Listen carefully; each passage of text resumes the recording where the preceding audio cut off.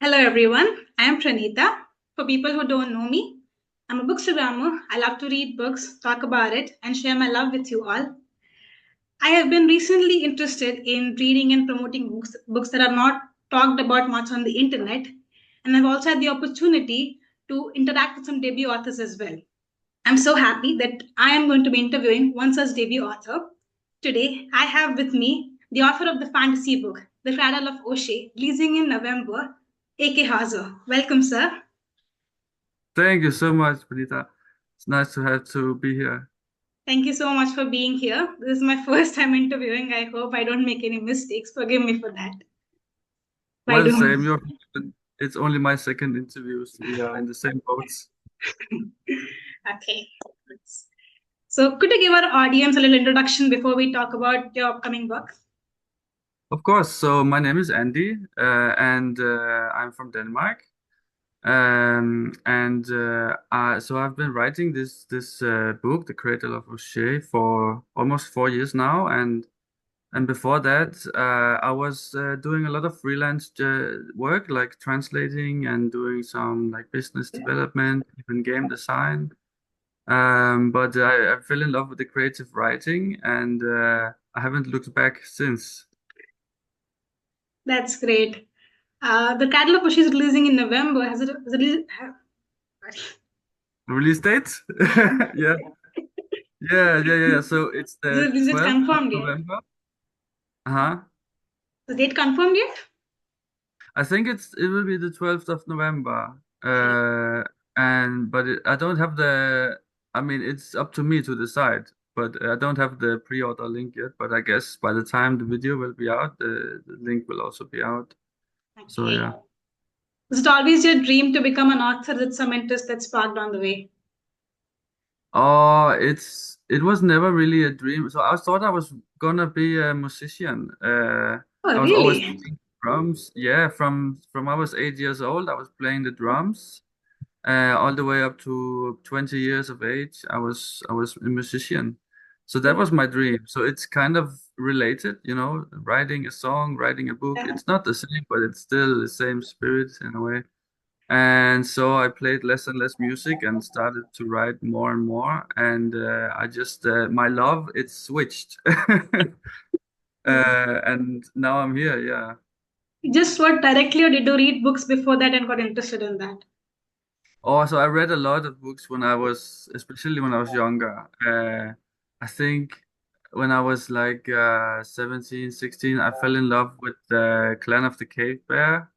Um, and Sinohe, the Egyptian. Those are my two favorite books, I think. But I don't really read a lot of fantasy. I read mostly history actually. You, Um, yeah, because I don't know. I'm just more immersed when it's something historical. I don't know why my brain is that, but I love writing fantasy and making up my own stuff. okay, that's nice. I have read the blurb of your book, and I have to be honest with you. With just those few paragraphs, it was like a trailer or theme to a movie or something. Oh, I don't really? think it's easy to enlighten an interest with just few lines.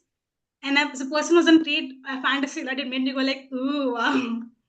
How did you come up Ah, with the idea for the book? sorry, what was the question? Come up with the idea for the book. Oh, so well, thank you, first of all. It's a great compliment. And I just started writing a character, I wrote a scene that's it's now in the last third of the book about a guy being possessed by a shadow spirit. And I had no purpose with it. I just wanted to write this scene. And then I wrote another scene about a guy who lives by the beach and he has an annoying friend, Fike. And little by little, I just started to connect these scenes in a universe and found out that they were characters, what they wanted, and where they were going, and so on. So it was very like there was no plan from the beginning. I think I spent 1 year just writing like some kind of narrative blindly, and then as I got more feedback, I started to to get more serious about actually like exploring the craft of writing and putting together a story.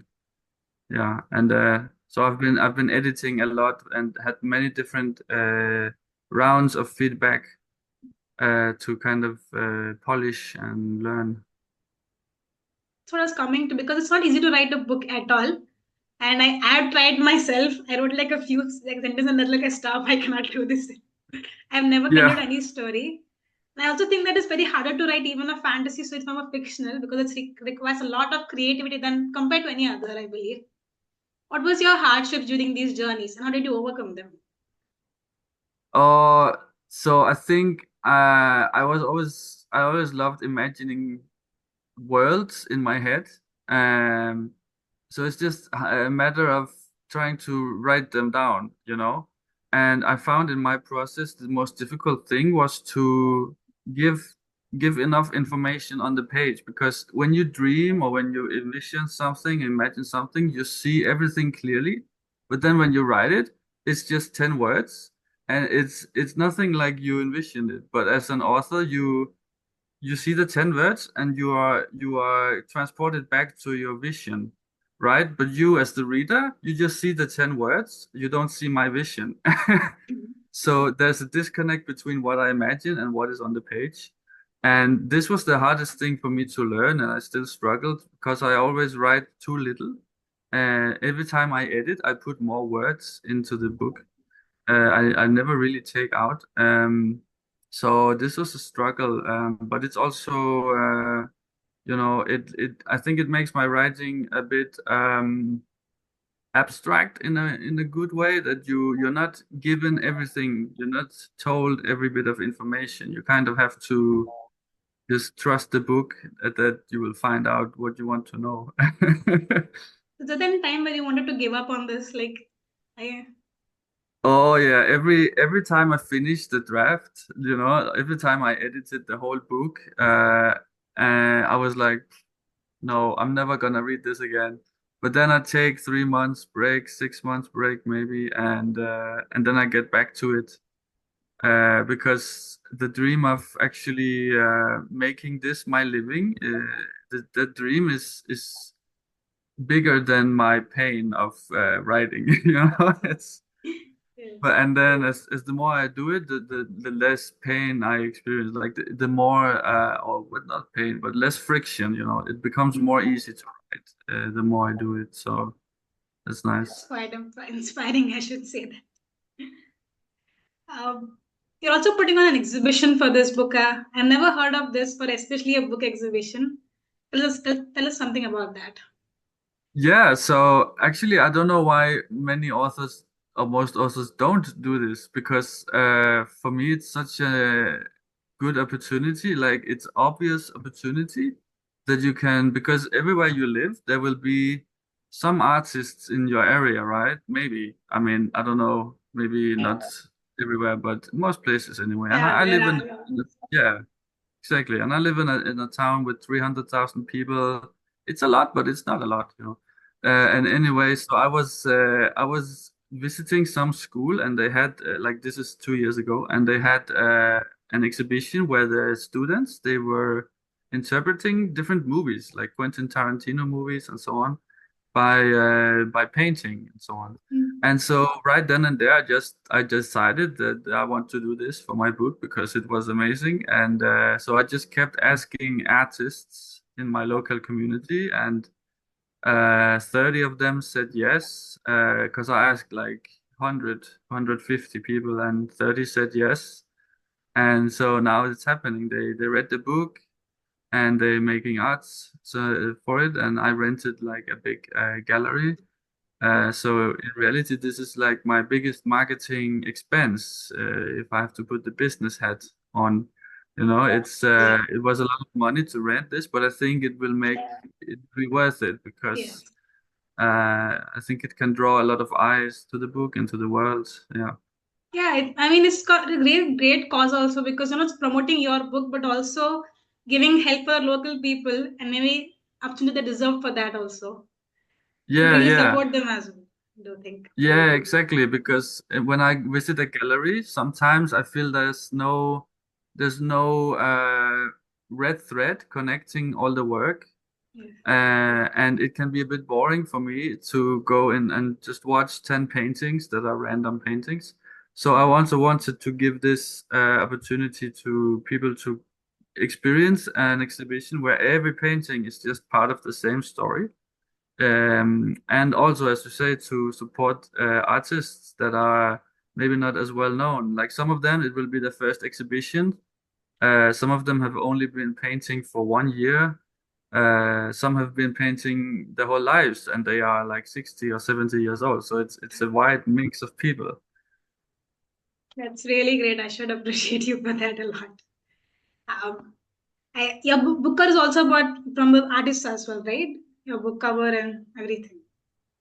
Yeah, so one of the artists, she really connected with me, and I asked her if I can make her painting the cover, and she said yes. So that was very lucky. Um, and um, and then I contacted a freelancer for like the design, like the name on the cover, and some colored elements because the artist who did the illustrations, he did it in black and white pencil. So it's like a combination of two people's work, but the main illustration, yes, it's created for the exhibition. Okay, that's good. But one thing I was very intrigued about your book was that there are 9 characters in your book. Most of us Mhm. struggle with the fact that they have to put character development with just 2 or 3 characters and align them with the story. So how was it for you to create 9 characters almost? Yeah, I had maybe it seems like a lot, but I actually had trouble choosing just nine, because for me it's like ADHD symptom thing. Like I want to write something and then I want to write something new, and then everything new Ideas becomes a just new. come up everywhere. Yeah, yeah, yeah. So I was just like initially it was gonna be like the series was gonna be 9 books, and every book was gonna be different characters. So like 9 new characters per book. But now it's just you start out with the 9 in the first book, and then you follow them through books 2 and 3. So So, but the for series. me. Oh yeah, yeah, yeah. So this is the first book in a trilogy. It will be a trilogy, yes. Um, but for me, it was difficult to actually stick with one character or like with 9 characters, because it's when it gets difficult, when the character arc is difficult to work out or something, it's easy to just invent a new character to fix it. And then, I never have to go deep with something because I can just jump. So it's actually difficult for me to stick only with 9. But it's on the other hand, it's also difficult to do that many because I want to make every point of view unique and the voice a little bit different. And then many like rules, like so one character will say these words but never these words, and she will write sentences this way but never that way, and as a lot to keep track of. But I think 9 is just about manageable. It's just on the limit for me anyway. That's cool. Uh, what about the publishing of your book? I've heard many authors say that they have had trouble publishing their books with publication houses and all. So, what was the journey in that? Yeah, so I think I always knew that I wanted to self-publish. I was working in a very restrictive creative job before, and my goal with this book was to get 100% control of my creative journey. I did submit to 2 publishers actually, without an agent, just to see if they wanted to make it easy for me, but they said no, and I was like, okay, it's meant to be self-published. So I never dove into the traditional way really. And then I guess the hard part in the self-publishing route is just that there's so much research that needs to be done. I mean, you can't just write something and upload it to Amazon and never think. But I Yes. want, I want the quality to be as high as it can be. and this takes a lot of research and strategy, like uh, how to do what. And like right now, I'm looking at which platforms is best for which kind of format. Like, should I do this platform only for ebook and then not here, but then they can crisscross and da da da and da da. And so it's a jungle, but once you do it once, then I can copy paste the strategy for next books. So I think it's okay. Your books are available all over the India, all over world, right? Or just for your country? Oh, it will be worldwide, so primarily America, but I will have